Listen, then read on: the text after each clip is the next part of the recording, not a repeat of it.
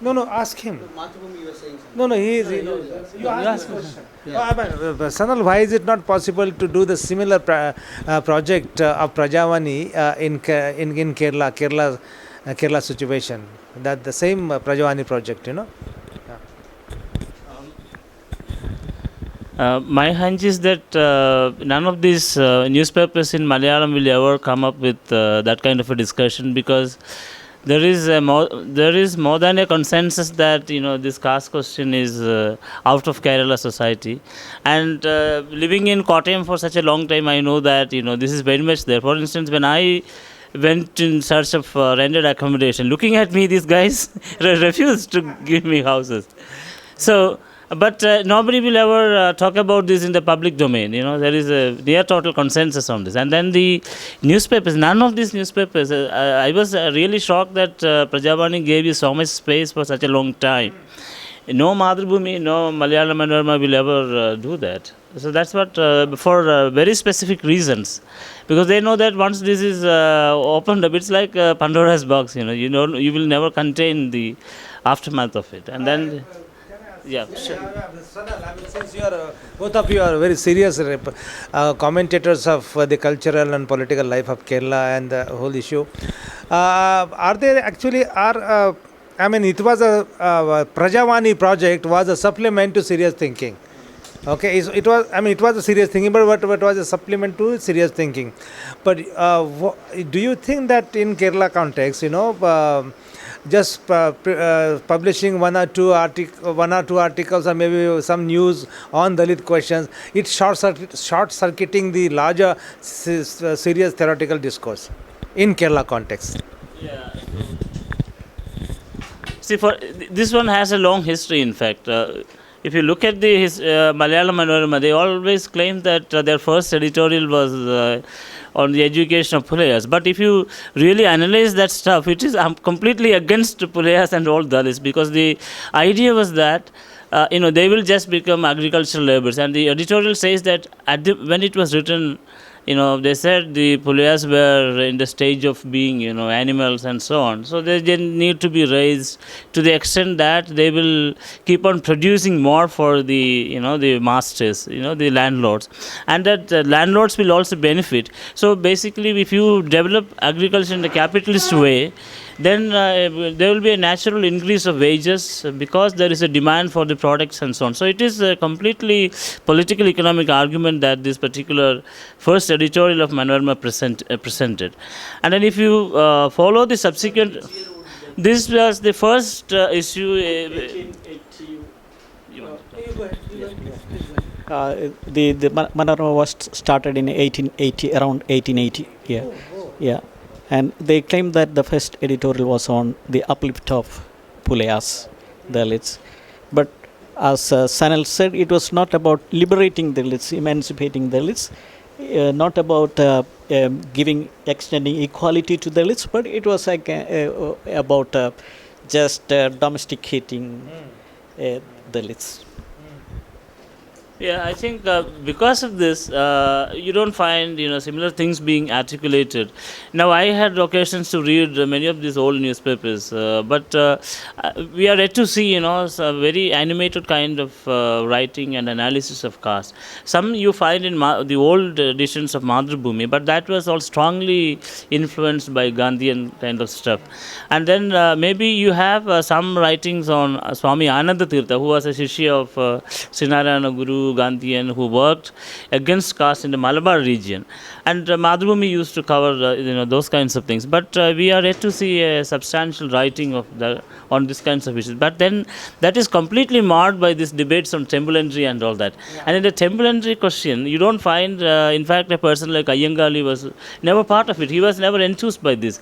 Although now these RSS and other guys want Iyengali to be part of this. When he was alive, he was never part of it.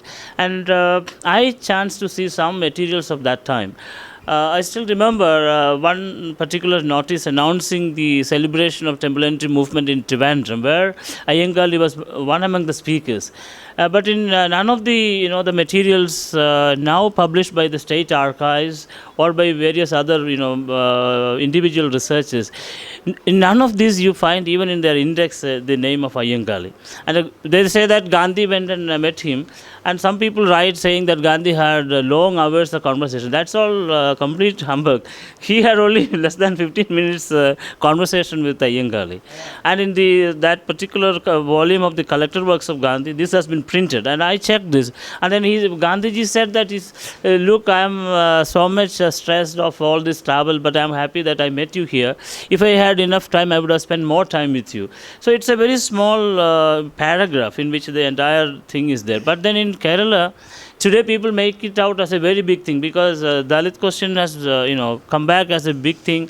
So Iyengali has become an icon, and then you need to write something on the occasion of his death anniversary, birth anniversary, and so on. So they will invite people to write about it. And those who write have absolutely no idea about it. Most of them do not have any idea about the life and times of Iyengali. And they actually create all kinds of myths about it. So that's a kind of current situation. Do you want to ask some more questions? So you are talking about Madhrubhumi and Malayala Manorama. So what about the situation, mostly like maybe early 80s, 90s, where other newspapers like Madhyamam and where the Dalit Bahujan Muslim sort of a consolidation was there any space?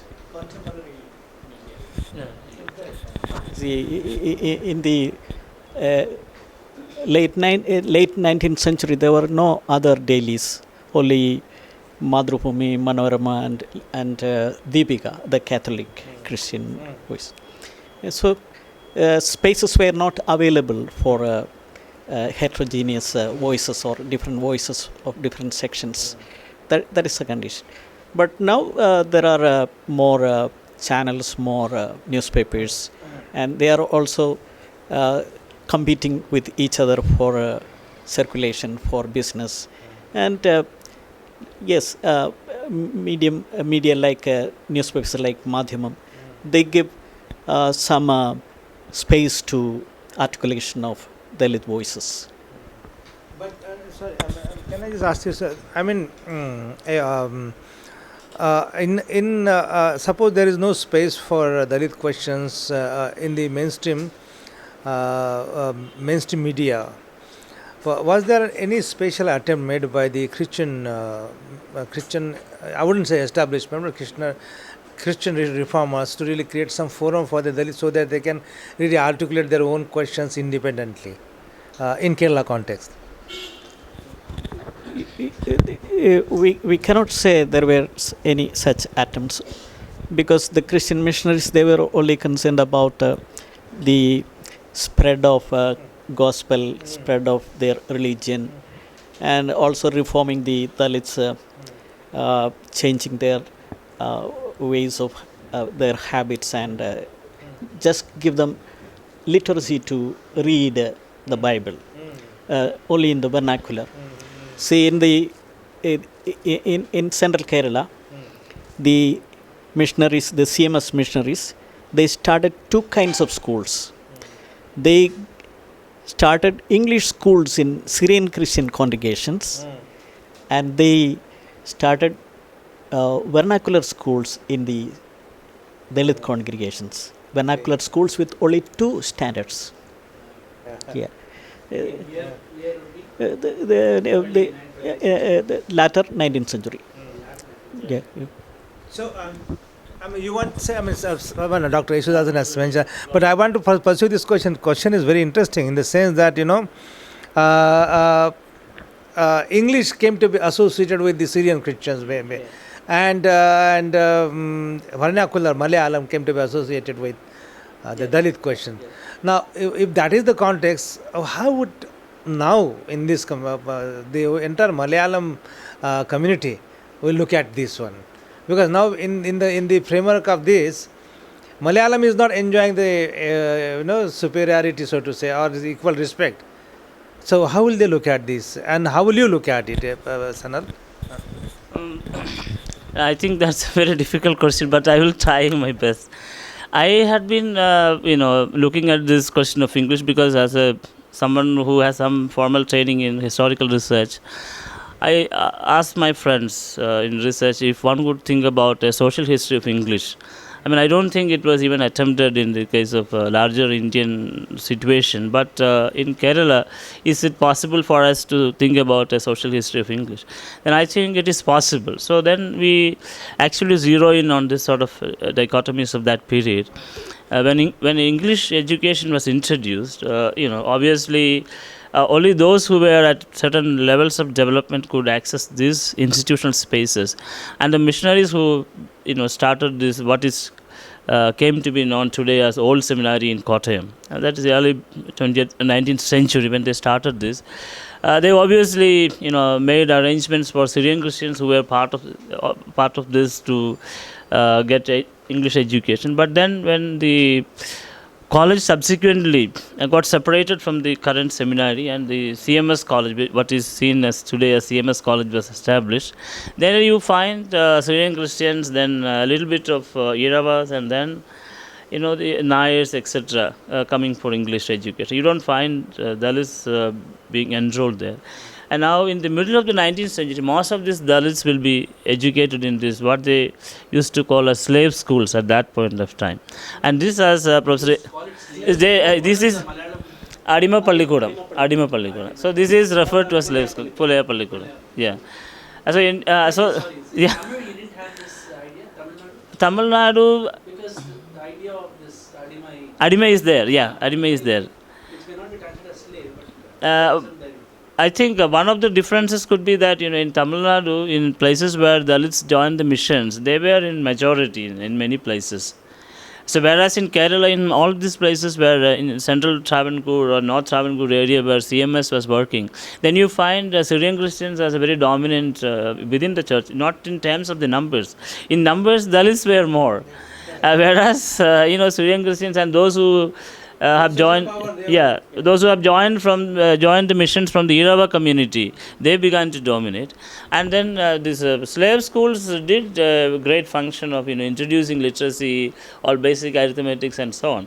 But I tried to follow this, looking at the missionary writings of that period, and then there was a debate whether English education should be given to Dalits. And then towards the end of 19th century, so there was a consensus that no English should be given to Dalits, So you don't find Dalits writing any damn thing in English until late 1930s, I think, when some memorandum and things of that kind were written by Dalits. But until that time, I haven't come across anything written. But there were individual Dalit Christians who knew English, like the late Pambadi John Joseph. He knew English because he was interacting with the missionaries and so on. And he had gone to Sri Lanka, etc., etc. So he had this proficiency in English language.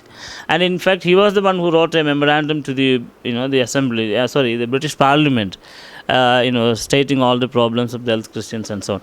So there was a veritable, conflict over this issue, and it was decided by the elites within the CMS, saying that Dalits should not be given English. I want to repeat that question. Yeah. In terms of caste, there is a equation between Dalit and Malayalam. Then, in the perception of the Christians. But if there is some affinity between the two, correlation between the two, Dalit is Malayalam, Malayalam is Dalit, then how will Malayali scholars look at it now? Will they call Malayalam as Dalit, or there is a different kind of Malayalam for Dalit and different? Would you please, Dr. Yesudasan, See, does language have caste? there is no equivalence. There is no direct correlation between Malayalam and Dalit. Malayalam still is a privilege of the upper caste. Okay. But if you look at the contemporary situation, you will find that almost all the Malayalam medium schools are attended by Dalit children, and the others go to English medium schools. So there is that kind of division of language and division of space. Kind of a malapportionment. Doesn't mean to say, because I've also found this majority of the government schools everywhere in AP or even in Tamil Nadu, all attended by Dalits. And English medium goes, and even the price is also very high, which is impossible to imagine. So can we say that the regional medium and the regional identity is entirely taken and owned right now. The culture, the Tamil identity, so-called Tamil identity or Malayala identity, more than the Nayars own it. It is Dalits who own that identity. Can I say like that? Yeah. You asked me to clarify on the question of Malayalam identity. Do the Dalits share the Malayalam identity or Malayali identity? In Kerala, many of the issues related to language, related to politics, related to caste are to be discussed indirectly. You know, if you ask them if there is caste, they will say no, there is no caste. If you ask them if there is any political discrimination, they will say no. If you ask them if there is any linguistic domination, they will say no. We are all we have access to all institutions of language, of politics, of culture, etc. But if you pursue the question, if you insist on knowing, they will share with you the truth about all these things. Caste has gone underground. You cannot see it on the surface, but it is always there. It is there everywhere. Like Sanal said about his experience when looking for a house, a rented house. Like sharing cooked food. You don't. So you cook food. That's the important thing. Raw food is not the marker of caste discrimination. It's only the cooked food is the marker of caste discrimination. So what kind of food, the acceptance of food, so if it is the food, upper caste won't accept the food. But Dalits will accept the food which is cooked by the upper caste. Yeah. So, but how does it really work out in Kerala? The special occasions. For all special occasions, you have the auditoriums, you have the public places of eating, and these are handled by caterers, professional caterers, who have no caste.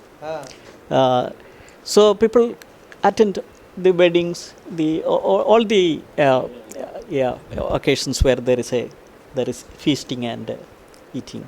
But is there a seamlessness in the sense that people are not, some people, upper caste, are invited on the priority in the first row, and the Dalits very subtly there is a delay in inviting them, and then there's a separate sitting arrangement or something. Now they have different glasses or something. How does it happen?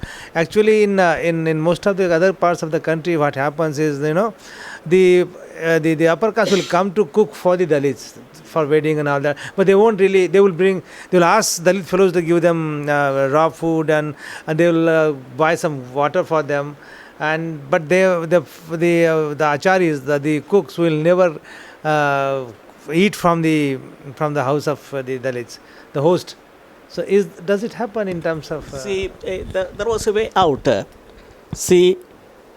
If you go to the villages, when there is a wedding in a Dalit house, they will host a party for the upper caste in the evening, on the eve of the wedding, where only bakery food will be served. Yeah. Oh, that is Sanal. Then is it a comment on development, social development? Yeah. I wish so. I think, but there are several ways, by which you can hide this sort of things. But I wish to bring along with this discussion of language that was posed earlier. So one of the things which I have noted, like I think it has been noted by many other researchers from Kerala, that not everybody would be a Malayali. Towards the end of the 19th century, only Nayars were Malayalis. So today, anybody speaking Malayalam could pass off as a Malayali. But that happened through several major political, social struggles and so on. If you look at the Malayali memorial, which is being talked about in a great way by almost everybody. So this was a situation where the upper caste of Kerala were articulating their desire to be part of the Travancore bureaucracy, which they found to their great dismay was dominated by this, what they referred at that point of time as foreign Brahmins. And even a person like C.B. Ramanpilla wrote a book called Videsha Medhavitut Nedire. Today, anybody seeing such a book in a bookstore would feel that this is a book which is against the British. In fact, it was not against the British. It was against the Tamil Brahmins, Maratha Brahmins and so on, who were coming to Travancore to take up these jobs. And that's the context when Malayali Memorial. And then it did not satisfy the desires of Iravas, and they subsequently, in a matter of 5 years, they represented the Irava Memorial and all those things, So the Malayali identity then passed through all this. And then the language, we know those who live in Kerala would know that there was caste-specific language. The way the Pulayas spoke, the way the Parayas spoke, it's all different. And then the other standardization comes through, as it happened anywhere in the world, through this print literature and so on. But then that literature becomes, something completely alienated from, I want you to, because since you have been a very important person, and along with Dr. Yesudasan, to really talk about culture and caste and language. The question is, is there a need to, Sanal, is there a need? Sorry, can I continue? Maybe I want to continue. So, I'm sorry, if this camera is also filming. I mean, the notion of vernacular itself is it's not a very, it's not a complete notion. It has to be disaggregated, The vernacular itself has several layers, and therefore there is a morphology of language has to be recorded, has to be accounted for, no? Because you're now saying and making an important point that there are caste-specific language expression, is it not? That's right. So please comment on this, No, see, what I have been, my feeling is that, because of this caste-specific language existing there, my hunch is that the Dalits got, this modern Malayalam, probably through this, in the reading of the Bibles which were translated into Malayalam. So that was an early occasion when they got, early occasion when they got Malayalam as something which could be used in the in the social sphere. So that was not available earlier. So that's one thing. And the second thing is that unlike other literary situations in India like Marathi or Kannada, Telugu, where Dalit literature is not looked down upon, which is something like it's like what you call this mainstream literature. In Kerala, it is not the case. Dalit literature people used to look down upon, and if you scan the prestigious Malayalam journals like Madhrubhumi, you find that most intellectuals writing in literary figures, they were all against, in a way, Dalit literature. Most of them were. And there were a lot of debates on that. So I think Malayali public sphere was quite conservative, and Malayalam literature in itself was conservative to include this. So they will not allow this assertion of a different kind of aesthetics. This is my feeling.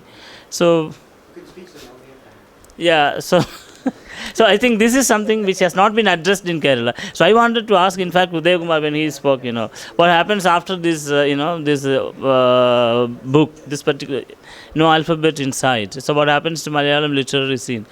So my feeling is that, those who read things in Malayalam are yet to have this sensibility of accommodating of a different voice, and the creative dimensions of Dalit literature. There could be, in fact, I was told by some of our students that there was a television discussion a few days ago in Media One, that's the name of the channel. That was the occasion was the death of the erstwhile Travancore king, and some of these intellectuals, they started saying that, oh, he was a great king and so on, and then people are talking about slavery in Kerala. That must have happened some centuries ago. Why you want to talk about this? And they just banish all these unwanted histories to another world. That's what the Malayali intellectuals do. They will never talk about any of these things. And if you say that, okay, this sort of things were very much there in the early 20th century, because we have been reading a lot of testimonies of people who had undergone slavery and so on, they will say that this is all fabrication, nothing of that sort existed. So there is a complete denial of history which is happening in Kerala. And also this particular literary sensibility. I think Malayalis will not like this. I had a very, I don't know if I can tell this. Once I was giving one of my lectures in, that SOAS. So I found this white men were very appreciative of me, and a couple of young Malayali boys pursuing their masters there. They had a sort of idea that I am doing a disservice to Kerala and India, saying that there was slavery and so on. I told this. There was in fact a boy from Assam who was doing a PhD. Then we used to have drinks together, and he came and told me that, Sanal, this is the kind of stuff which is the Malayalis are saying. Then I told him that in fact I come from a very different Kerala. So you have such different spaces in Kerala which has not been in any sense accepted by the mainstream social scientists and historians in Kerala. So One important aspect we ignore about Kerala, contemporary Kerala culture, is the common sacred space shared by the right and the left. That's why it is not possible for the Prajavani type of thing in Manorama or Madhurumi or no. What is this common sacred space? The common sacred space is about the privilege of the feudal upper Malayali caste, the dominant caste. Under whom you would put the Nayars, Yeah. and the Nambudis, and also the Iravas? Yeah. And the Syrian Christians. So non-Dalits. The Syrian Christians are now the Muslims also. Muslims also. Yeah. Sir, okay, this question, if you want, I'll edit it if you want it. So there is this Muslim question in Kerala, and there is this Malappuram area, and there is this large number, like Media One channel also, and there is another newspaper also which run by this. How does this caste represent? What is the connection between both caste and this Dalits and Muslims? Is there a unified identity as it is imagined, or it is only based on the caste relation we can have a relation? So this is a very confusing. This has been a debate which is going around, like Patna Kalti. Tomorrow also there will be a lecture on that. So how do you see from Kerala? There are two things. One is caste within Islam, within Muslim. There is no caste.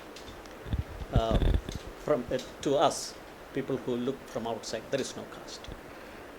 Islam has somehow wiped out caste. Yeah.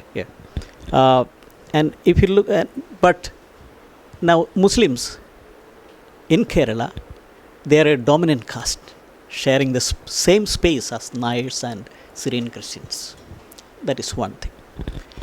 And if you look at the different trajectories of Dalit liberation or Dalit democratization, you will find that it started with conversion to Islam, conversion to Christianity.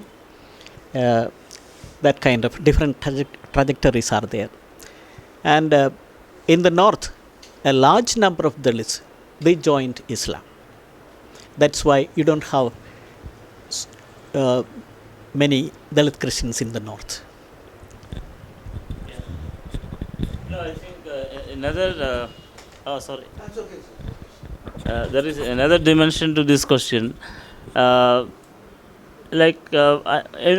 wasn't so much of a conflict between Dalits and Muslims in Kerala historically. I think there was not much because in the north of Malabar, the Calicut, Malappuram area, right from the early 19th century onwards, you find a lot of Cherumars, Kanakar, Kalladi, but these days they don't really accept this. But people know that the people from these communities have been, becoming part of Islam.